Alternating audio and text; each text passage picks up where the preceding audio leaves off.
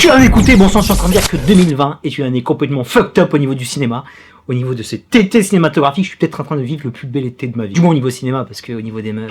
Ils sont créés gare, nos amis de Eurozoom, encore eux. Après Ip Man 4, ils ont balancé la news sur le réseau social Petit Oiseau qui passerait Akira en 4K. Pas mal de salles de cinéma en France, et ça c'est une vraie chance parce que peu de gens l'ont vu au cinéma. Et avec une telle qualité, mon pote, c'est jackpot. Et une surprise en amenant une autre, j'ai appris qu'il y avait une avant-première dans un de mes cinémas panaméens préférés, Châtelet et Halles, pas plus tard qu'hier soir. Et bah j'ai foncé aller le voir. Mais petite anecdote dont tout le monde se fout, je suis arrivé, la séance était complète. Mais j'étais tellement passionné et tellement enthousiaste à l'idée d'aller voir ce chef-d'œuvre en salle. Et bah j'ai cru que c'était pas bien.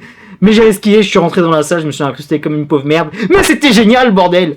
Quelle claque dans la gueule! C'était le feu. C'est d'autant plus la folie parce que Akira, j'aime beaucoup ce manga, mais j'ai jamais été fan. Pas fan comme sur d'autres œuvres SF qui m'ont marqué et qui sont dans ma DVD Tech. Akira, je l'ai vu qu'une fois, c'est un pote qui me l'avait prêté dans les années 90 en VHS. Franchement, j'avais aimé. Mais il y a plein de trucs que j'avais pas capté. Parce qu'à l'époque, j'étais pas aussi cinéphile que maintenant. J'avais pas tout ce bagage. Parce que je pense que pour apprécier cette œuvre qui est tellement balèze, il faut en avoir vu plein d'autres avant. Mais moi, j'ai fait le chemin inverse en fait. J'ai vu tous les mangas qui sont nés de Akira, parce que Akira est le daron de tous.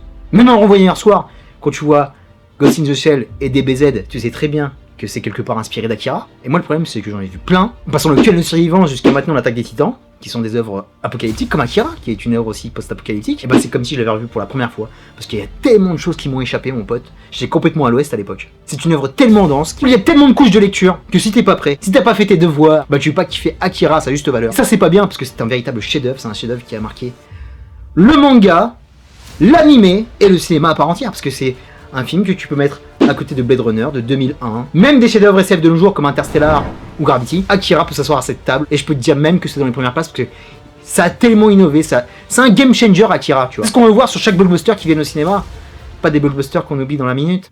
Coucou Endgame! C'était un tag gratuit mais ça fait du bien. C'était complètement ouf parce que là tu vois que au-delà de sa science-fiction, au-delà de sa touche cyberpunk bien à lui, là j'ai pu apprécier l'œuvre politique qu'est Akira. C'est une œuvre révolutionnaire, c'est une œuvre aussi anarchiste. Ça se passe en 2019, donc c'est limite prophétique par rapport à ce qui se passe maintenant. Parce que tu sens que l'ami Katsuhiro Otomo, c'est pour lui une catharsis. Il lâche tout ce qu'il a, c'est plusieurs œuvres dans la même œuvre, plusieurs arcs qui vont te parler de chaque pan du Japon. Véritable livre d'histoire qui va s'ouvrir sous tes yeux. Même 2 heures c'est trop court, ça va tellement vite qu'il faut prendre le temps de le digérer. Et là le rewatch, la deuxième vision n'a jamais été aussi bonne pour moi, parce que j'ai pu tout kiffer. J'ai pu comprendre les inspirations de cet auteur, parce que le mec nous parle de sa jeunesse. Il y a eu quand même des grosses révolutions dans les années 60, manifestations étudiantes qui ont retourné le Japon bien plus balèze que celle de mai 68. Le Japon est une zone sismique, une zone à risque où il y a des tremblements de terre, pas mal de catastrophes naturelles. Le Japon est un pays traumatisé par la Seconde Guerre mondiale avec ce qui s'est passé à Nagasaki et Hiroshima. Et Akira est un condensé de tout ça, parce que le japonais, avec ce qui s'est passé à Fukushima par exemple, il est plus près que nous, occidental, à vivre l'apocalypse. Il a compris ce que c'était que le carpe diem parce qu'il peut passer d'une minute à l'autre, tu vois. Et j'ai eu la chance aussi d'aller au Japon, donc je peux mettre cette œuvre en perspective. Tout est construit pour accueillir une grosse merde, soit naturelle, ou qu'elle vienne d'un missile voisin, si tu vois ce que je veux dire. Enfin bref, le monde va très très bien, ce que je peux voir. Et également, tu peux mettre aussi l'œuvre en perspective par rapport à ce qui se passe chez nous. T'as quand même une grosse manifestation qui mixe un peu tous les genres. Il y a des religieux extrémistes, il y a des jeunes étudiants, des gens qui descendent de la rue parce qu'ils sont contre le nouveau régime fiscal, en pleine guerre de gang, parce que les jeunes sont complètement abandonnés. Quand tu vois l'état de leur bahut, quand tu vois ce qu'ils se foutent sur la gueule, et quand tu vois les policiers comme ils agissent, c'est tolérance zéro.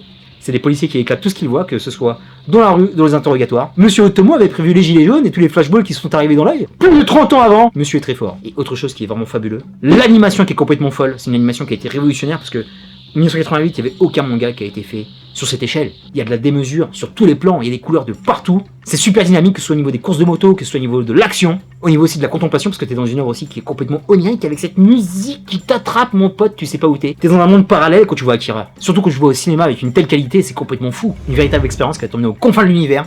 Tu vas être complètement immergé dans ce Tokyo de 2019, Tokyo qui ne s'est pas remis de cette troisième guerre mondiale, passée en 1988, en plus avec la symbolique des JO. Tu vois qu'ils n'ont pas appris leurs erreurs, et que la société est complètement éclatée, divisée, que ce soit au niveau du pouvoir en place qui est super corrompu, les militaires, les généraux qui prennent le pouvoir, des politiciens qui sont complètement dépassés. Il n'y a plus aucune forme d'éducation, parce que même au niveau de la rue, c'est le bordel, quand tu vois la frange des religieux extrémistes et ces gangs sanguinaires qui sont camés jusqu'à l'os, parce que ça aussi je l'avais pas compris sur ma première vision. Et là tu comprends aussi le parcours de Tetsuo, tu comprends pourquoi il a un tel pouvoir, parce que les expériences scientifiques et ce mélange de drogue vont le rendre ultra vénère, et c'est aussi une grande œuvre par rapport à l'enfance. C'est les dividendes de leur guerre, avec sûrement des parents qui sont morts, des orphelins, de la maltraitance à l'enfance. On en revient aussi par rapport à la science et les pauvres cobayes que sont ces enfants. Quand tu vois la mutation des enfants que sont Kyokyo, Takashi et Masaru, tu vois que c'est des pauvres gosses qui n'ont pas eu de vie, qui ont été sacrifiés sur l'autel de la science. Et c'est idem par rapport à la bande de Kaneda. Et Akira, là où c'est très fort, c'est bien que ça brasse beaucoup de personnages. Tu arrives tous à les identifier par rapport à un code de couleur, par rapport aussi à des visages qui étaient plutôt ronds dans les années 80 au niveau de l'animation, mais là qui sont